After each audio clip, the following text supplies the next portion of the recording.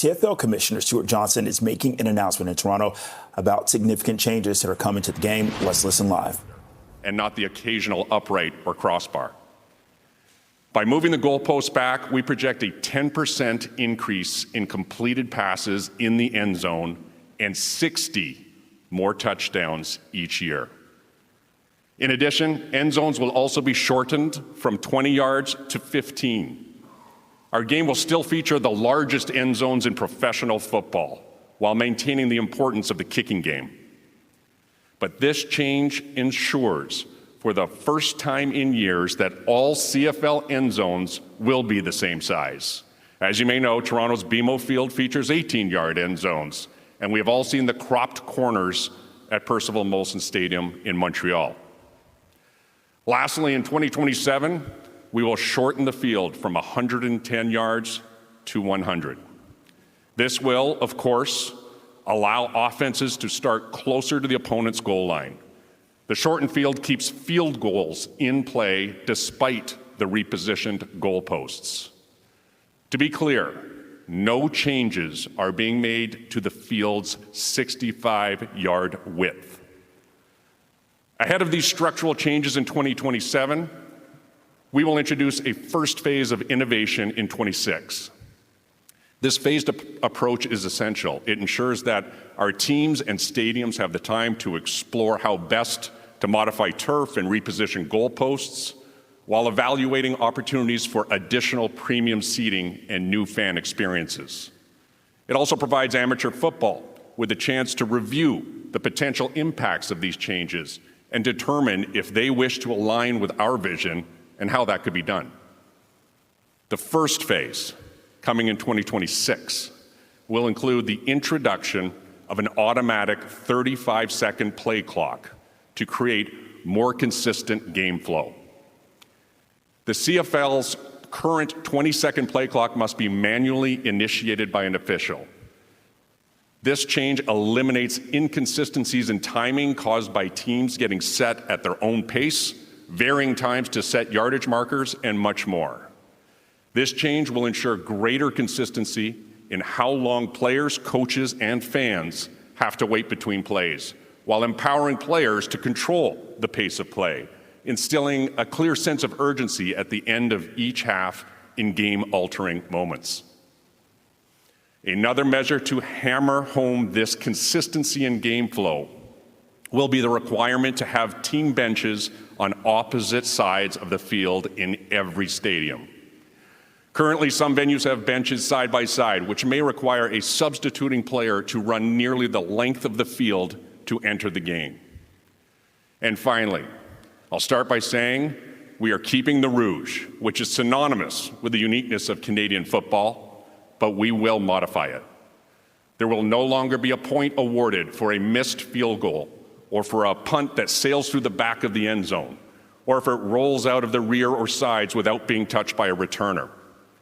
This removes the possibility that the Grey Cup, or a playoff matchup, or any game for that matter, will be decided by a missed field goal, or a punt or a kickoff through the end zone. However, if a punt, field goal, or kickoff settles in the end zone and a returner fails to run it out or takes a knee, a single point Rouge will still be awarded. The Rouge becomes an active play outcome. When the full package of changes takes effect in 2027, including the shorter playing field, the modified Rouge, and the repositioned goalposts, it will encourage more aggressive play calling, particularly on third down, when you consider the threat posed by a dynamic returner on a shorter field and an opponent's more favorable field position following a punt. This combination of changes will deliver more touchdowns.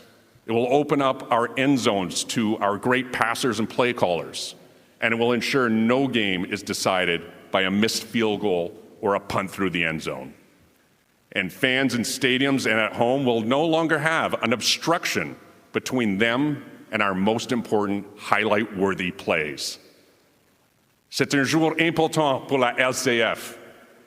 C'est une avancée majeure dans l'évolution de notre sport, non seulement dans sa pratique, mais aussi dans la manière dont il fait vibrer nos partisans. This is an exciting day for the CFL. This is a clear step forward in the evolution of our game, not only in how it's played, but also in how it's enjoyed. It is important to note that this package of changes was approved unanimously by the CFL's lead governors, which includes team owners and chairs, and I want to recognize their boldness and decisive action. They understand that we can and must advance our game, not by abandoning what makes it so great and unique, but by building upon our game's legacy to make it more exciting, more entertaining, and better for our fans.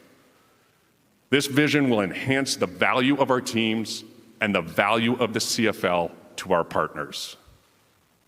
Before we open up to questions, please turn your attention to the screen for a short video that does a great job of bringing these changes to life. For generations, the Canadian Football League has thrilled fans with its speed, skill, and pace of play. All right, so we've been listening live to CFL Commissioner Steward Johnston make an announcement in Toronto. This is about significant changes that are coming to the game. We're talking about moving the goalpost back. That's going to result in 60 more touchdowns each year while maintaining the importance of the kicking game. All CFL end zone, they're going to be the same size. The field is going to be shortened from 110 yards to 100 yards. No changes are going to be made to the 65-yard width of the field. Now, this is going to be fully implemented in 2027, beginning with phases in 2026 with the introduction of an automatic 35-second play clock for more consistent game flow. No games are going to be decided by a missed field goal. And he said that this is an exciting day in the CFL. Now, again, those are just some of the changes